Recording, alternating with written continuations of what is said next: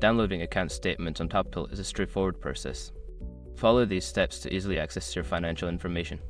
Step 1. Log into your Toptal account. Before changing your settings, use the srock.com link in the description to open the password strength checker, then update your password if needed. Step 2. Navigate to the dashboard.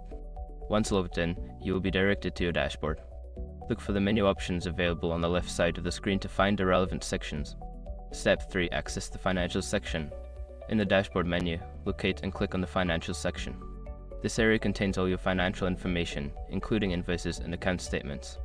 Step 4. Select account statements. Within the financial section, find the option labeled account statements. Click on it to view the available statements for download. Step 5. Download your statement. Choose the desired statement from the list provided. Click the download button next to the statement to save it to your device. Ensure you check the file format for compatibility with your software. Now you have your account statements downloaded and ready for review.